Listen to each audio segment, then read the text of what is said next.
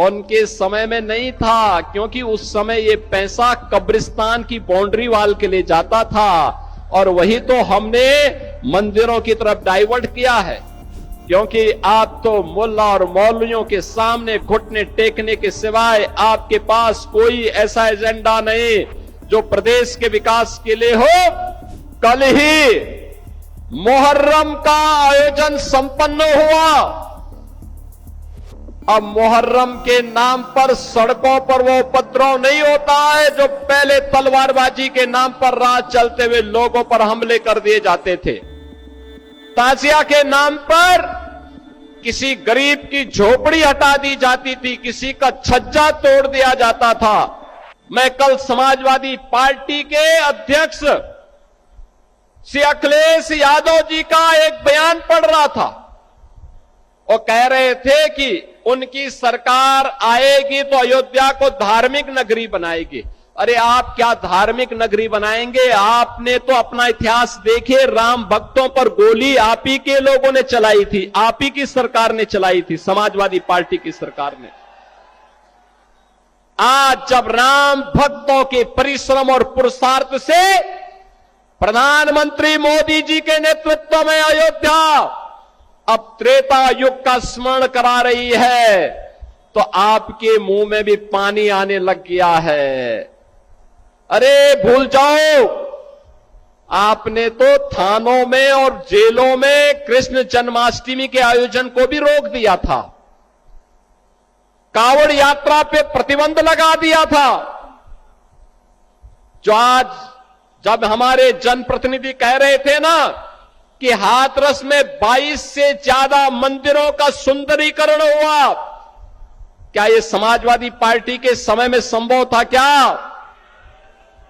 उनके समय में नहीं था, क्योंकि उस समय यह पैसा कब्रिस्तान की बाउंड्री वाल के लिए जाता था और वही तो हमने मंदिरों की तरफ डाइवर्ट किया है। वही पैसा हमने इधर भेजा है कि कब्रिस्तान की आवश्यकता नहीं, मंदिर आस्था के केंद्र हैं।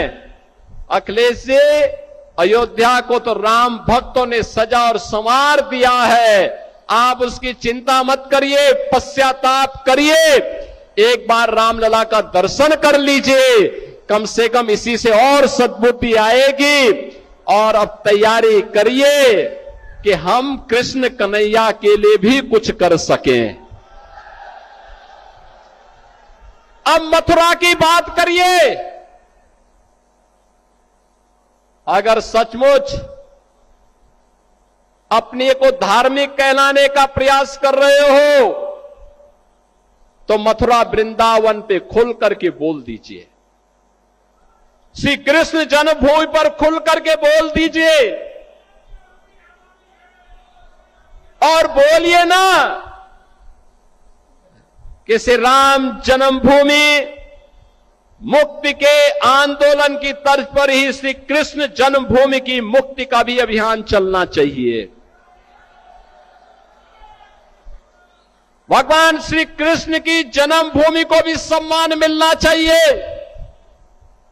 हमारी सरकार वहां श्रद्धालुओं को बुनियादी सुविधाएं उपलब्ध करवाने का कार्य कर रही है। युद्ध स्तर पर हम प्रयास कर रहे हैं, लेकिन आप में हिम्मत नहीं, क्योंकि आप तो मुल्ला और मौलवियों के सामने घुटने टेकने के सिवाय आपके पास कोई ऐसा एजेंडा नहीं जो प्रदेश के विकास के लिए हो, अयोध्या, मथुरा या काशी के उत्थान के लिए हो, उनकी पहचान को, पौराणिक पहचान को बनाए रखने के लिए हो। ये धूल झोंकने का काम मत करो। एक खिसियानी बिल्ली खंबा नोचे वाली कहावत को चरितार्थ मत करो। अयोध्या अपनी पहचान के लिए आप पर मोहताज नहीं है, अयोध्या की अपनी पहचान है और अयोध्या ने अपनी पहचान को दुनिया के अंदर फिर से बनाया हुआ है। विकास तब होता है जब सुरक्षा का बेहतर माहौल होता है। सुरक्षा के एक बेहतरीन माहौल में ही विकास की आशा और आकांक्षाओं को पूरा किया जा सकता है। जहां पर सुरक्षा न हो, जहां उपद्रव हो, जहां दंगाग्रस्त हो, जहां पर महीनों महीनों कर्फ्यू हो, वहां विकास और उज्जवल भविष्य की कल्पना भी नहीं की जा सकती है। 2017 के पहले कमोवेश उत्तर प्रदेश की यही स्थिति थी। कौन ऐसा जिला था जहां दंगे न हुए हों? कौन ऐसा जिला था?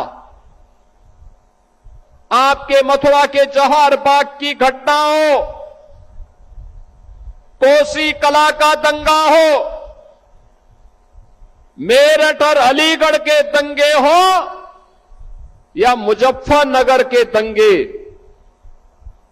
महीनों महीनों कर्फ्यू, आम जन त्रस्त होता था, व्यापार चौपट होता था, नौजवान की नौकरी पर उसे हाथ धोना पड़ता था, जनजीवन अस्त व्यस्त होता था, प्रदेश बदनाम होता था। और आपने देखा होगा पिछले 9 वर्ष में उत्तर प्रदेश में कोई दंगा नहीं, कोई कर्फ्यू नहीं, कोई गुंडागर्दी नहीं। कल ही मुहर्रम का आयोजन संपन्न हुआ। अब मुहर्रम के नाम पर सड़कों पर वो उपद्रव नहीं होता है जो पहले तलवारबाजी के नाम पर राह चलते हुए लोगों पर हमले कर दिए जाते थे। ताजिया के नाम पर किसी गरीब की झोपड़ी हटा दी जाती थी, किसी का छज्जा तोड़ दिया जाता था, हाई टेंशन तार को जबरन हटा दिया जाता था। सरकार ने एक व्यवस्था बनाई, नहीं, एक गरीब की झोपड़ी और उसका मकान महत्वपूर्ण है। आप ताजिया की साइज को छोटा कर दीजिए, जरूरी नहीं है कि किसी गरीब का मकान हटे, छज्जा नहीं टूटेगा, हाई टेंशन तार नहीं हटेगा। आपको अपनी स्वयं के लिए ताजिया की हाइट को कम करना पड़ेगा। अगर लंबा करोगे तो हाई टेंशन तार की करंट की चपेट में आओगे, इसलिए नहीं होने देना चाहिए। और आपने देखा होगा इतने बड़े पैमाने पर जब मैं उसका रिव्यू कर रहा था, लगभग 12,000 जुलूस उत्तर प्रदेश के अंदर निकले, कोई दंगा नहीं, कोई उपद्रव नहीं, कोई कर्फ्यू नहीं, पता भी नहीं लगा। नहीं तो किसी के घर में जाकर के लोग नहीं भी चाहते होंगे तो भी उसके घर में जाकर के माइक की आवाज से ढोल और ताशा बजा करके तमाशा बनता था। आज वो तमाशा बंद हुआ है, शांतिपूर्ण ढंग से हर पर्व और त्योहार मनाया जा रहा है।